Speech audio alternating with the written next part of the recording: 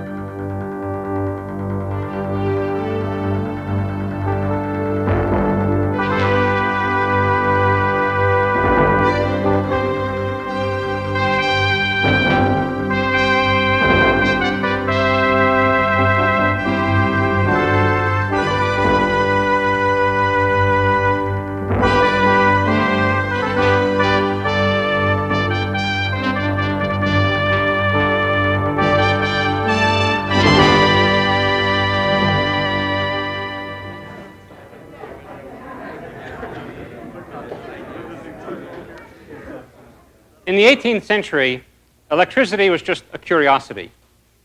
But in the 19th century, it became one of the most important tools, not only of science, but of industry.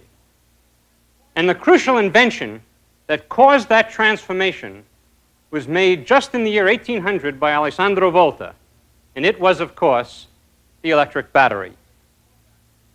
I wanted to bring in a car battery to show you this morning, but when I went to the automobile showroom, it turned out that all they had was a lemon. So I thought I'd make a battery for you out of a lemon. Now, if we're going to use this as a battery, of course we have to have electrodes to take the electricity out with. So I'll just put in a zinc nail, like that, and a copper nail, like that. Now, to show you that this really is a battery, I'm going to connect it to that galvanometer, or digital voltmeter, right over there. Now watch. When I connect it, you'll see that it will read just a little bit under 1 volt. The volt, incidentally, was named after Alessandro Giuseppe Antonio Anastasio Volta. Of course, his full name was a little too long to use, so they only used his last name, and even that was too long, so they shortened it to volt. And by the way, the galvanometer was named after Giuseppe Galvani. And those two, Alessandro Volta and Giuseppe Galvani, are the principal characters in the story that we want to tell today. In any case, it would be nice to be able to do something more with our lemon battery than just connect the voltmeter across it. For example, it would be nice to be able to run this little electric motor with it. I can try to do that by connecting the electric motor to my battery like this. But if I do that and then close the switch, absolutely nothing happens. The reason for that is that although the lemon really is a battery, it's not a very good battery. It wasn't designed to be a battery. It was designed to be a lemon. What that means is that although current runs out of the lemon, it doesn't run out fast enough to run the motor. It runs out very, very slowly. But there's a cure for that. All I have to do is to collect it, store it up. And I can store up the current in a Leyden jar, or in this modern-day version of the Leyden jar, in a capacitor.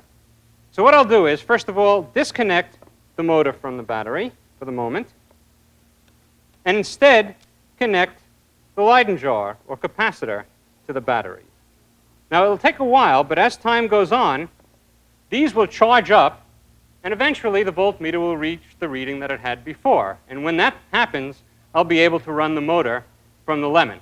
Now, that will take a while, so we may as well go on with the story that we want to tell today, which is how the electric battery actually works.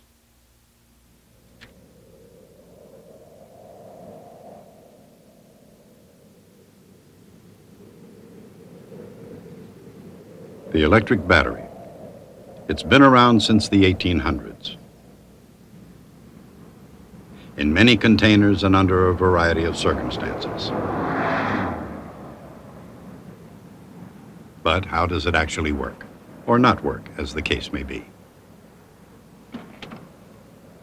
En route to the answer, and this is true with any hot topic in science, Part of the fun is getting there.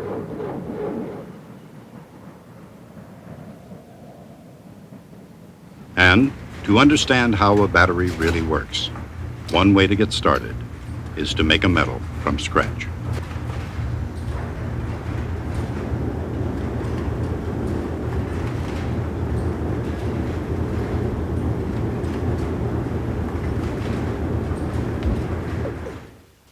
Begin with a single positive ion. That's an atom missing just one electron. Because it has a positive charge, it creates the potential energy of attraction, as shown here on the graph, for the missing electron. Then place more ions, side by side, one next to another. Add just enough electrons to make an electrically neutral system. Then arrange them in an orderly lattice to create a piece of metal.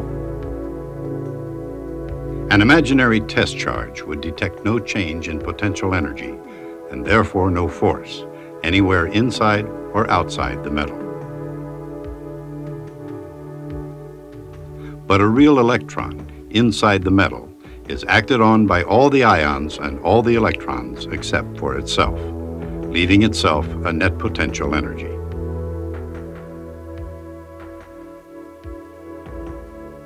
If that electron is moved from one part of the metal to another, the other electrons flow around to replace it, so that it has the same potential energy everywhere. That means there's virtually no force to prevent an electron from moving freely through the metal. But beyond the surface of the metal, there are no more ions and other electrons to help balance forces.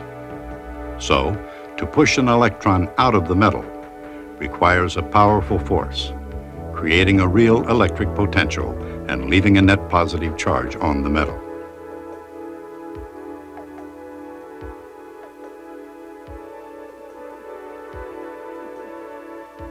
So the overall potential energy of a real electron drops sharply at the metal surface to a lower value that's the same everywhere inside.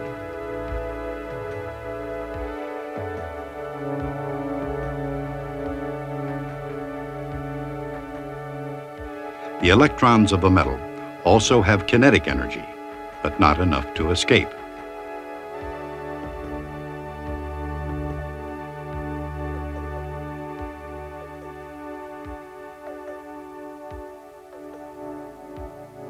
The amount of extra energy an electron would need to escape from a metal is known as the work function.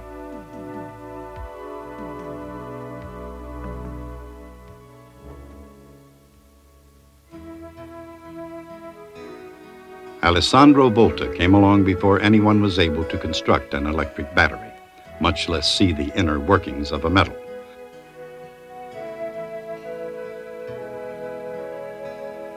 But Volta did have a knowledge of metals, their properties, and how they work. And in that regard, Alessandro Volta was considerably ahead of his time.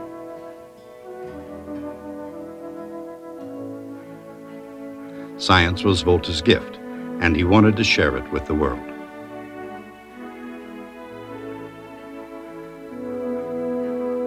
In 1775, he wrote to a friend in England, describing a recent invention which he called elettroforo perpetuo, or the perpetual reservoir of electricity. It later became known as the electrophorus. Once charged, the electrophorus retained an unlimited number of induced charges. It was indeed a perpetual reservoir of electricity, because the charges remained no matter how often the device was touched.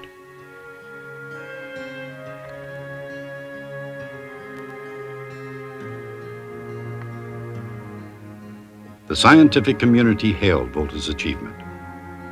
And in England, Joseph Priestley called it the most significant invention since the Leyden jar.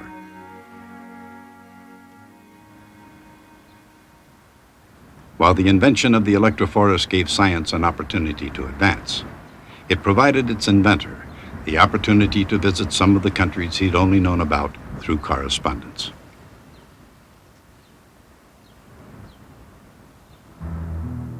In Holland, for example, Volta studied Martinus van Marum's famous electrical machine.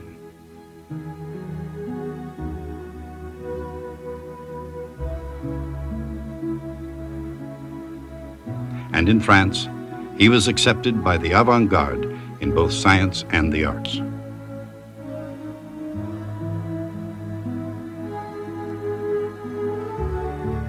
Paris was the city of Pierre-Simon Laplace, astronomer and mathematical physicist, and the great chemist, Antoine Lavoisier.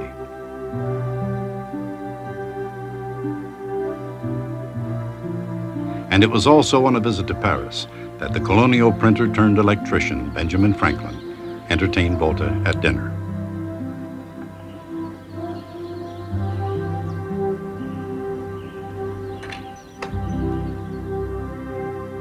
Volta arrived in Paris in 1781, and during his stay, he accomplished much in the way of science. In fact, in the words of one Parisian admirer, Volta was hailed as the Newton of electricity. And so it was only natural that he visit the English universities before returning home to Italy.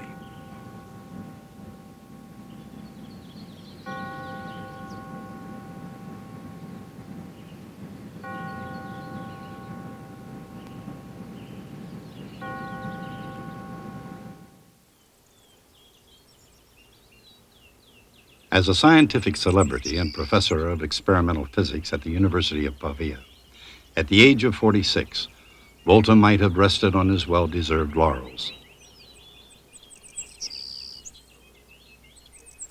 However, Volta happened to receive a timely letter from one Luigi Galvani. Galvani lived in Bologna, and like Volta, he was an Italian given to bold ideas and shocking discoveries. Perhaps the boldest and most shocking was an idea Galvani called animal electricity. This was a vital force, wrote Galvani, different from ordinary electricity, and it could be found in the tissue of a frog.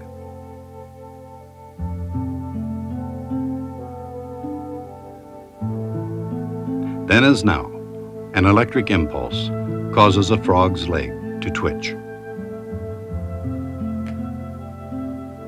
In other words, when the thigh nerve of a freshly dissected frog is given a small electric impulse, a muscle contraction occurs.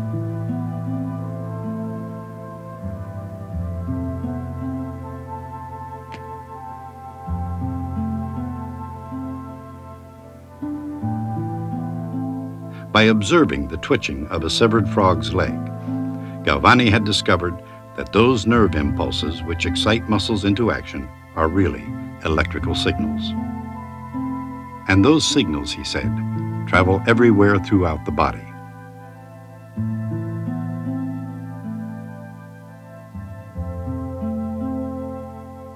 But Galvani believed that it was animal electricity stored in the frog's nerve, like ordinary electricity stored in a Leyden jar. He thought that a discharge of animal electricity made the muscle move.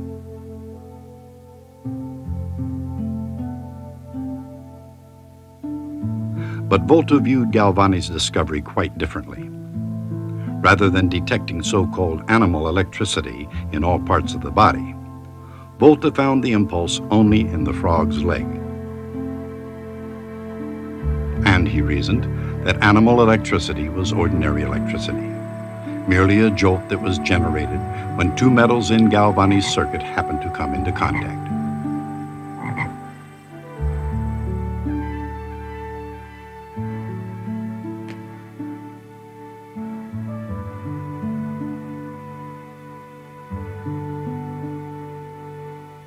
Even today, there's a very significant question at the heart of Volta's argument. Why is an electric impulse created when one metal touches another?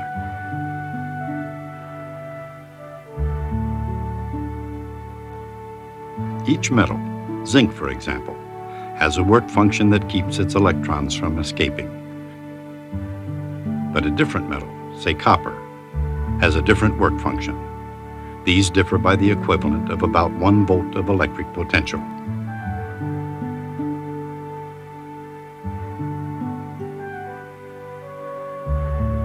When two metals are brought into contact, the barrier at the interface vanishes, and electrons are free to flow into the metal where they have lower total energy. As electrons flow, the metal they leave becomes positively charged, and the one they enter becomes negatively charged, creating an electrostatic potential difference that finally balances the energy difference. Then the flow stops. If the two metals are now separated, each has a net electric charge, and an electrostatic potential difference exists between them.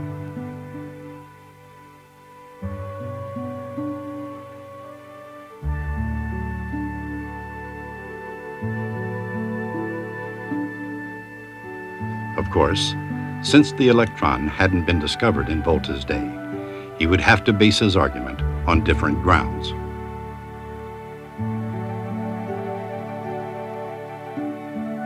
So he invented the voltaic pile, which resembled an electric eel. His intention may have been to shock Galvani.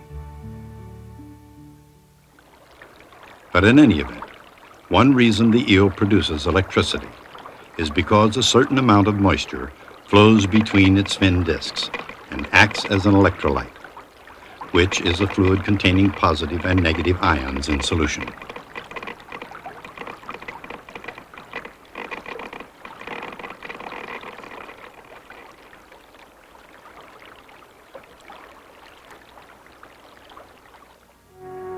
Suppose two different metals, electrically charged by contact, are placed in an electrolyte.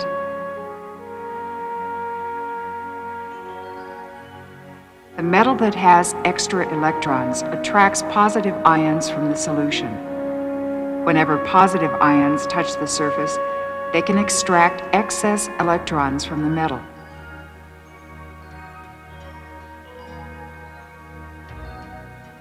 Meanwhile, the other metal, which lacks electrons, attracts negative ions. When negative ions reach the surface, the missing electrons can be replaced.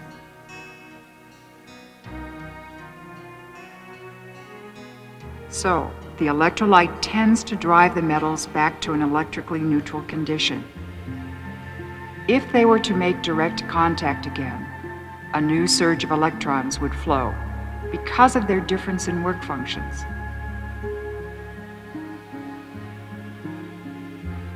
But now, because of the electrolyte, the surge doesn't stop. Electrons keep flowing from one metal to the other, and they're continuously replaced by the ions in the solution until all the chemical energy in the solution has been used up.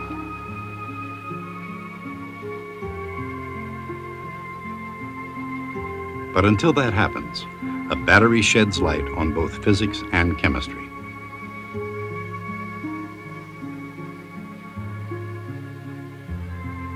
Chemical reactions at the interface between the electrolyte and one metal provide extra electrons ready to flow.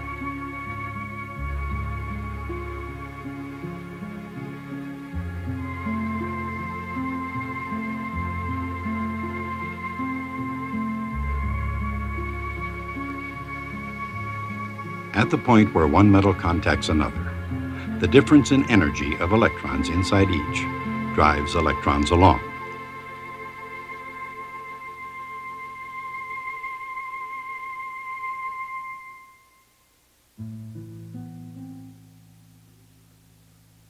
Through the electric circuit and back into the solution, where they complete the chemical reaction. And so it goes, chemical energy turning into electrical energy until the chemicals are used up and the battery is dead.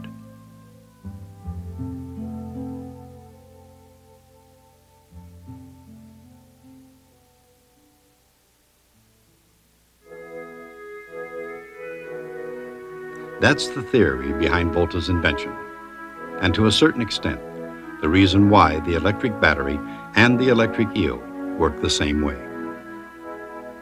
So to duplicate nature and prove Galvani wrong about animal electricity, Volta built layers of fins that were separated by a kind of electrolyte. In this case, alternating plates of silver and zinc, separated by moistened pasteboard. As with the eel, here too it was the moisture that did the trick of acting as an electrolyte. And as with the electrophorus, this invention was hailed as a tremendous success.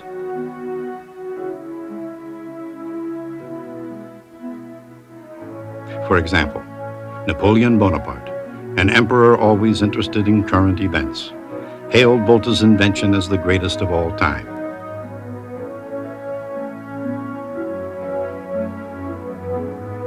And while that's strictly a matter of opinion, there's no question that Volta had developed the world's first electric battery.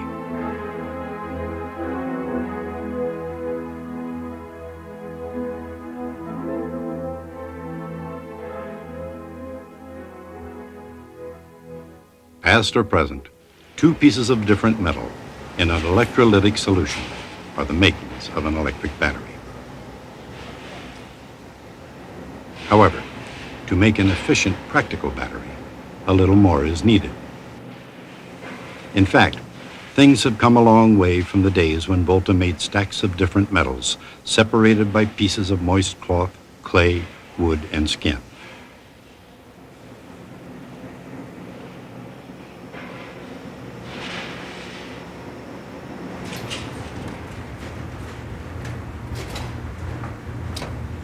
Today, for example, furnaces melt heavy lead bars.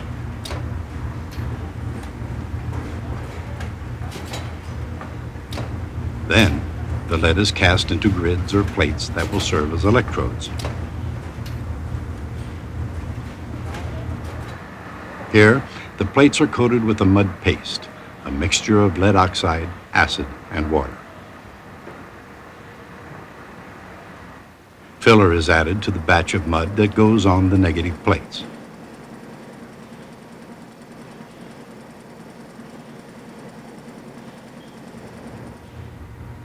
Then the plates are assembled, alternating positive and negative with a fiberglass mat in between each pair.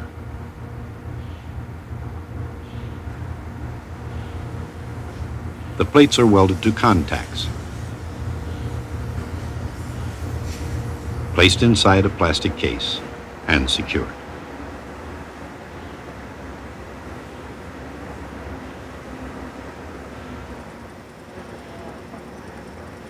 The cases are filled with a solution of sulfuric acid.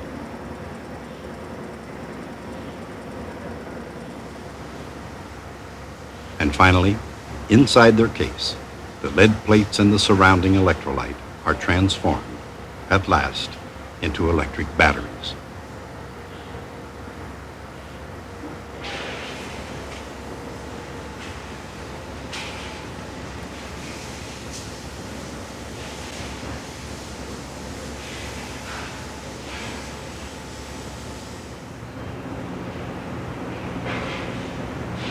But if both electrodes are made of the same material, that is, if both electrodes are lead rather than, say, zinc and copper, how can these batteries work?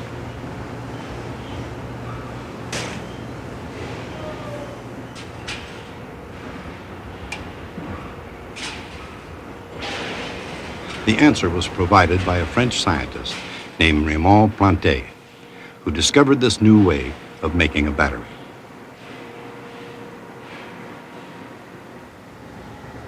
He put two electrodes of the same metal, lead, into an electrolyte, a weak solution of sulfuric acid. Then he applied a voltage between the electrodes, driving electric current through the solution.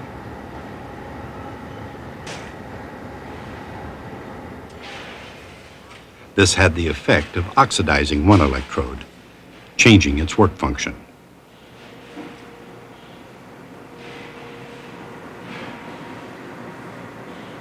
After that, The principle's the same as Volta's pile, but this battery had a great advantage. It was reversible. Once charged, it was ready for use. Once used and discharged, it could be charged up again. That's the basic idea behind the modern lead-acid battery, the battery of the automobile. Of course, there's a lot more to today's automobile than a battery, but that's just what it takes nonetheless to get those complex machines started. So drivers around the world owe a great deal to Alessandro Volta, whether they're blessed with the cream puff or cursed with a lemon.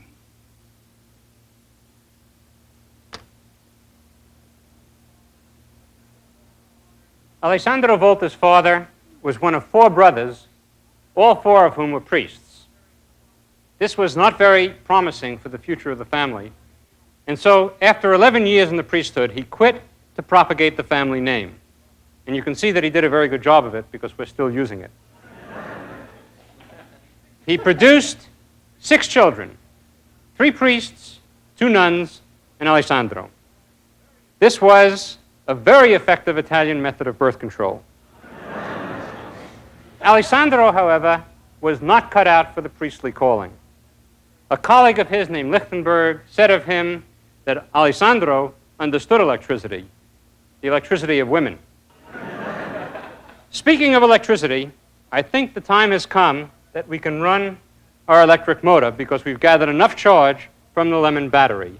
All I have to do is to connect the motor to the capacitors like this, and when I throw the switch, we should have it. Are you ready for it? Here we go.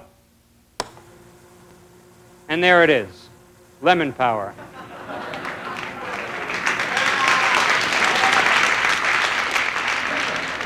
Well, there's just no way in the world I'm ever going to top that, so we'll take this up again next time.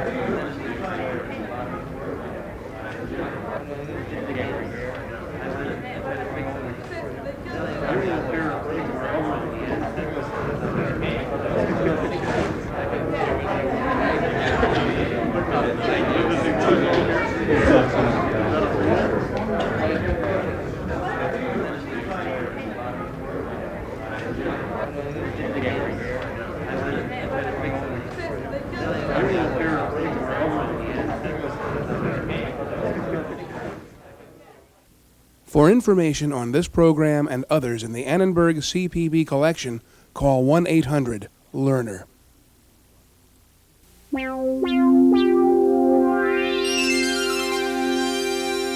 Major funding for Ethics in America was provided by the Annenberg CPB Project